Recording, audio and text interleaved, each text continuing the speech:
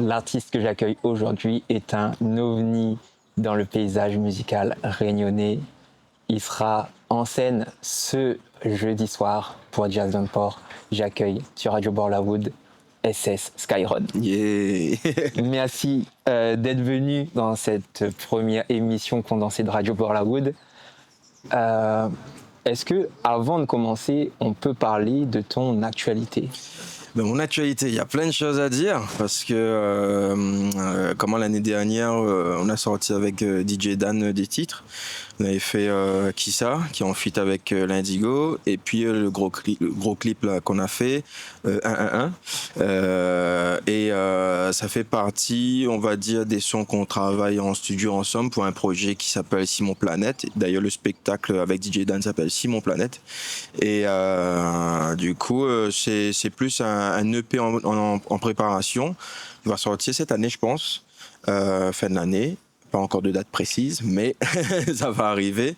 Et pendant ce temps, ben, je continue mes titres. Hein. Je continue mes titres en tant que solo, les titres aussi avec les autres artistes, parce que je compose aussi avec des autres artistes. Mais il y a un focus beaucoup plus sur mes sons à moi, où je commence à faire de la scène pour rechanter un peu les titres qui sont sortis, que j'avais pas encore fait sur la scène et tout. Donc voilà, un peu dans cette dynamique-là, on va dire. La connexion avec DJ Dan, elle s'est fait comment ? En fait, on se croisait beaucoup. DJ Dan, je connais depuis l'époque Cameron, voilà, c'est ça. Et on se croisait beaucoup dans les concerts des collègues, en fait.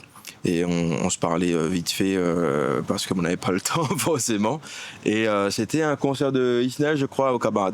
Et je lui ai dit, vas-y, on va structurer un truc, on va mettre les choses bien costauds, comme ça, on peut se retrouver. Et j'ai déjà le concept en tête. Et lui, il était attendre ça, tu vois, let's go, tu vois.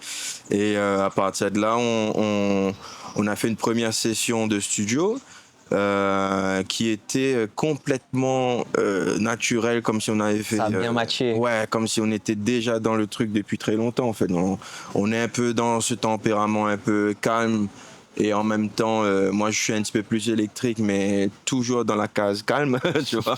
Mais lui, c'est un bagnon, le gars. Ah ouais? C'est vraiment, il ressent tout, etc. Et quand on a fait pour dire, ben, il dit, et puis c'est là que par exemple, quand on crée, ben, je veux pas juste faire le son, c'est vraiment une espèce de mélange fluide, et même dans l'écriture des sons, ben, je vais pas me mettre tout seul sur le téléphone, etc. Je partage direct si on dit ça, mais pourquoi on dit ça? Et du coup, on ouvre une autre porte un peu spirituelle, un peu plus PSO pour parler de sujets, vas-y, on dit ça. Du coup, c'est comme si on écrit ensemble, en fait. Et jamais j'aurais dit, ben, je vais écrire avec DJ Dan, tu vois. Donc, c'est comme ça qu'on a évolué la relation. Ouais. DJ Dan, en plus, il a un album qui est Marron dans le béton, Yeah. qui est dans mon top 10 des meilleurs albums all-time, en tout confondu. Maloya, Dancehall. Bah, on retrouve cette connexion Maloya avec ton dernier clip. Yeah, c'est ça. Est-ce que pour toi, justement, qui est Marron dans le béton, le Maloya Dancehall, cette identité réunionnaise, cet engagement, c'était quelque chose qui était important? Je pense que c'est pas une histoire que c'est important, mais c'est automatique. Quand tu grandis ici, et c'est ça le problème qu'on a parfois, c'est que on grandit dans une culture qui est complètement folle pour d'autres pays, en fait.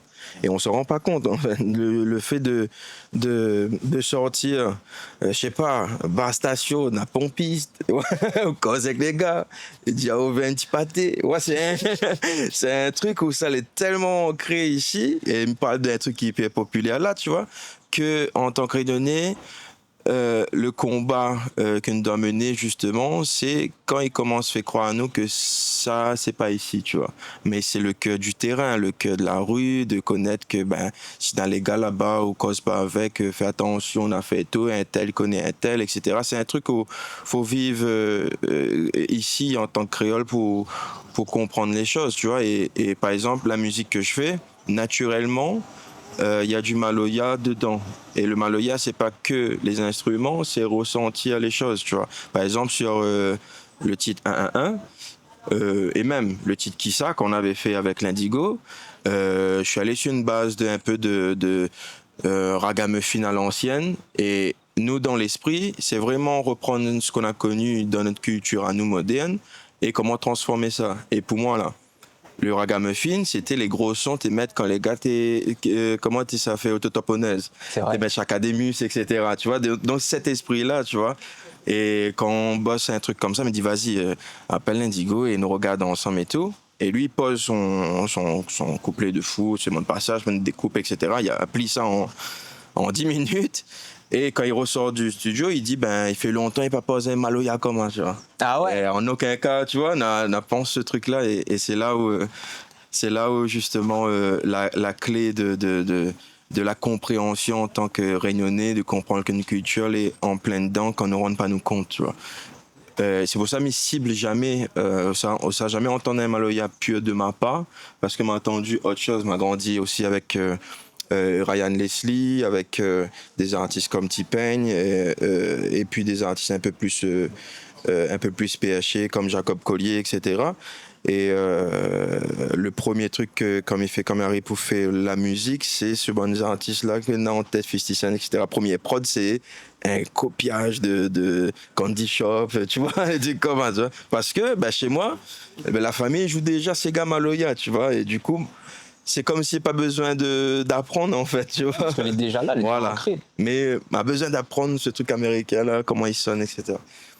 Le visuel pour 1-1-1, très impactant déjà dès Yeah. les premières secondes. Est-ce que l'aspect visuel, c'est quelque chose d'important avec ta musique? Ouais. Est-ce que c'est juste un bonus ou c'est équivalent, c'est aussi important? Non, mais les bien que dit ça, parce qu'en fait, ce qui s'est passé, il y a eu plusieurs titres qui ont fait des scores à un moment donné, mais l'idée des clips, quand je suis en train de faire la musique, en fait, quand je compose, j'ai déjà une espèce d'idée de clip un peu cinématique. D'ailleurs, mes sons sont un petit peu cinématiques, qui plongent un peu le décor, tu vois.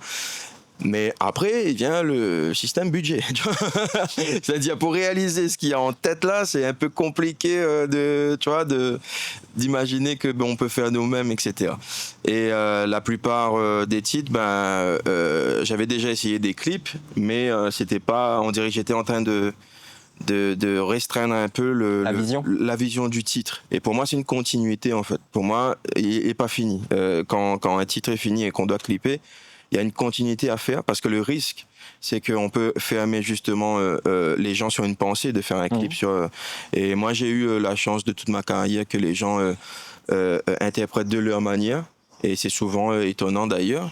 Petite anecdote, par exemple, pour le titre So Good. So Good, c'était pendant le confinement et c'était un titre que je voulais faire un peu plus sur la manière de chanter un peu R&B, même les textes et tout, parle d'une femme qui me manque, etc. et tout. Et du coup, le refrain, je dis ce moment, je le vis à fond avec elle, tu vois. Avec toi, je me sens so good, so good. Mais c'était un peu sexy le son de Guillaume. Et quand je poste, des familles dans les pique-niques, ils filment en mode ce moment, je le vis à fond, tu vois. Dans ce truc d'interprétation de chacun là, je veux garder, tu vois. Et c'est pour ça que j'hésite à chaque fois si on clip ou pas, truc. Et là, comme on s'était bien structuré justement pour clipper 1-1-1, j'ai fait appel à Ken Lo, qui avait déjà fait le clip de Monde Imaginaire, Ken Lo Primate, et direct, lui pareil, hein, on parle même pas 10 secondes, il comprend direct, il est hyper expressif, il faudrait mettre ça. On parle beaucoup de la culture, on parle beaucoup de ce qu'on a kiffé comme clip aussi. Et si tu veux t'amuser, tu peux enlever le son et essayer de mettre un titre, tu vois, à la Sean Paul ou je sais pas quoi, c'est dedans en fait. Et c'est ce truc-là qu'on aime bien et ça nous ressemble bien au final. C'était ma question d'après. Est-ce que du coup, quand il y a cette volonté de clipper, est-ce que tu es tout seul à imaginer, à écrire ce que tu veux faire, ou il y a une équipe avec toi, chacun donne ses idées? Ce qui est bien avec Ken Lo, c'est que il me comprend rapidement en fait. Ouais. Et du coup, il va ouvrir plus loin là où là où je m'arrête et elle dit non mais ça veut dire ça, donc il faut emmener ça. Et par exemple l'histoire du coq à la fin, etc., c'était pas forcément prévu, ça c'était juste le gars, le propriétaire, il a son coq dans la main. Ça s'est fait sur le moment. Et là, Ken nous dit, waouh, pose la tête, tac, tac. Et là, loin, mais je peux pas imaginer ça, moi, tu vois. Et du coup, en préparation, comme on avait bien le mood board, le visuel, etc., ben, en préparation aussi, moi, avec la danseuse Birose, du coup, on s'est vu plusieurs fois pour s'entraîner pour la chorégraphie. Lors du tournage aussi, de bien synchroniser les gens, pas sur toute la Corée, mais un petit peu sur la Corée générale. Et après, Ken me comprend direct, il me dit oui, force pas trop sur les gestes parce qu'on te filme en premier plan, c'est du tournage, c'est des essais aussi qu'on fait. Et c'est marrant parce que ce tournage-là, j'avais ce sentiment de comme si il y a plus besoin de sortir le clip parce qu'on a passé un moment fou en fait. Et c'est exactement ce qui était capturé au final dans le moment. Tout à l'heure, tu parlais justement de l'influence de la musique américaine que tu as pu avoir. Est-ce que tu peux nous dire ton top 3 artistes préférés, pas forcément américains, Ouais. top 3 artistes préférés? Ouais, je vais suivre justement le trajet de ma carrière, mais par exemple, celui qui m'a permis de me dire que c'est possible de faire de la musique avec des instruments, c'est Ryan Leslie. Ryan Leslie qui a produit Cassie, etc., et qui fait ses propres sons. Et quand j'ai vu ses vidéos de comment il fait le son, il va dans tel studio, il va jouer congas après batterie, plus piano, etc. Ça m'avait inspiré parce que j'étais en train de faire ça, mais en mode ça se fait pas normalement. Et là, je vois quelqu'un qui est top sa musique, donc ça m'a inspiré. Et après, il y a T-Pain aussi, mais l'album Revolver, du coup. Et parce que en fait. Pareil, je suis un espèce genre de geek un peu de la musique et quand il a emmené son autotune, pas tout le monde pouvait faire sonner comme il faisait sonner là, tu vois. Parce qu'en fait, il est chanteur et les gens des fois oublient, mais tu peux pas faire sonner comme T-Pain si tu chantes pas comme T-Pain. On l'a vu en plus sur son Tiny Desk. Ouais, c'est ça. Et c'est des gars qui envoient, tu vois. Et c'est un effet artistique et non pas forcément un correcteur, tu vois. Et de l'utiliser comme ça parce que bien sûr, tout le monde utilise un correcteur ou force un peu, mais dans le rap aussi, c'est utilisé pour faciliter le chant, on va dire. Là où ça m'a intéressé, c'est justement de chanter dans ce truc-là. Après, si je peux donner un autre nom... franchement, Jacob Collier.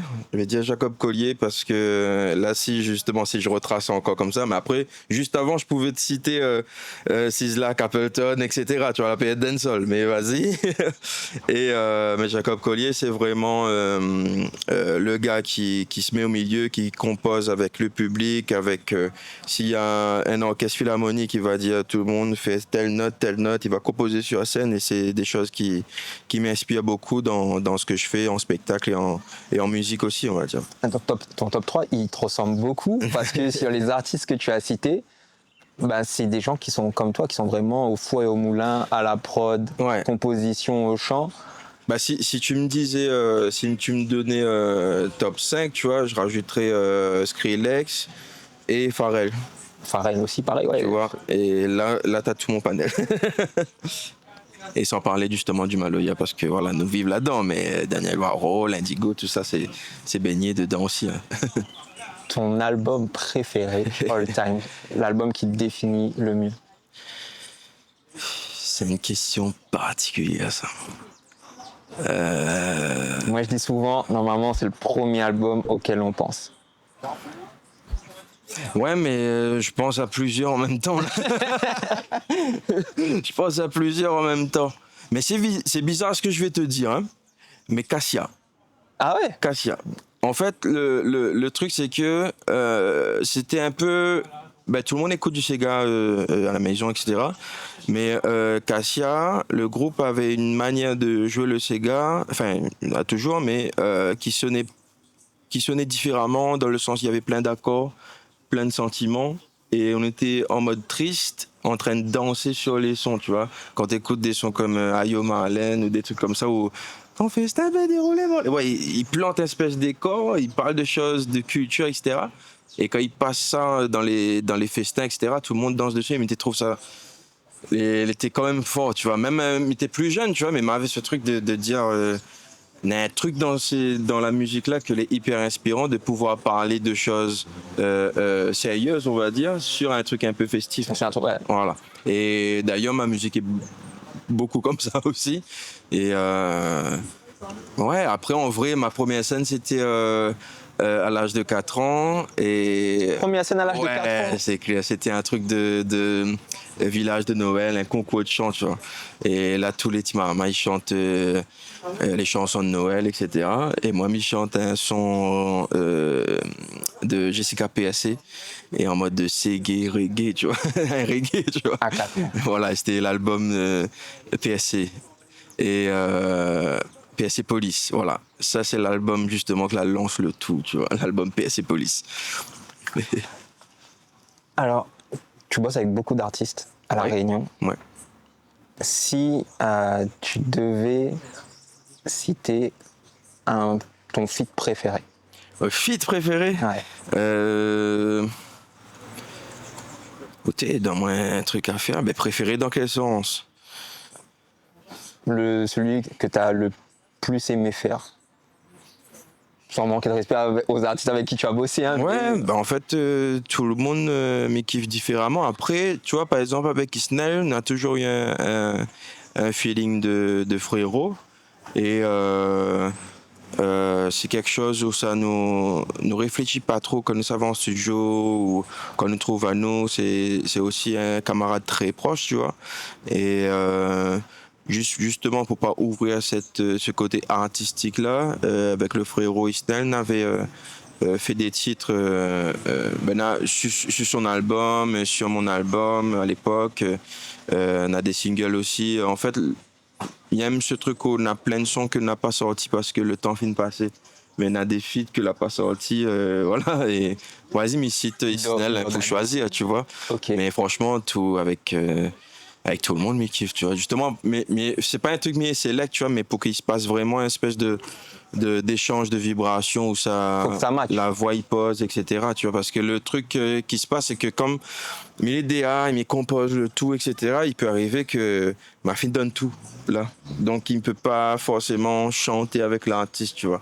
Mais quand il se passe ça, c'est que ben il y a un détachement et que m'a ouvre plus notre truc feeling humain à ce moment-là qui fait que on est en train de partir ensemble sur un duo, etc., tu vois. Ouais. Est-ce que dans le futur, il y a un artiste avec qui tu aimerais travailler à La Réunion, dans les artistes actuels? En vrai, mais je suis beaucoup aussi comment ce qu'il fait aussi un peu dans le rap aussi, mais regarde un petit peu de loin parce qu'il y en a beaucoup de taf, tu vois, mais il voit toujours que ce soit Tidem ou Neyrod, c'est un gars justement qui fait sonner un petit peu le rap un peu autrement aussi, tu vois. C'est les particuliers parce qu'il fait penser à nous à l'époque avec aussi à Lazanico, tu vois, où tu emmènes quelque chose quand il fait le rap, tu vois. Et ouais, après, franchement, m'a bossé avec beaucoup d'artistes, tu vois. Et m'a fait une cause avec beaucoup d'artistes aussi, que m'y trouve aussi, que nous croise beaucoup. Et à chaque fois, m'y trouve bonnes artistes, nous dit qu'il faut un jour nous caler des choses. Il faut juste m'y libérer un petit peu plus de temps consacré à ça, effectivement. Et peut-être une compilation à un moment donné ou un truc comme ça. Il faut un projet qui fait que nous gagnons dedans parce que chacun a notre propre carrière, tu vois. Mais il faut créer justement le rond-point, tu vois. Ton feat de rêve, peu importe international, même si c'est local, même si c'est un chanteur décédé, ouais. Le feat de rêve.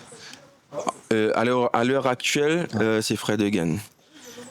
Fred Again à l'heure actuelle parce que encore un autre artiste justement qui touche les manettes et que les DJ il fait plein de choses, etc. Mais tu vois ce truc libéré de pas contrôler ce qui se passe, il s'amuse à créer la veille pour le lendemain, il fait un show spécial dessus, etc.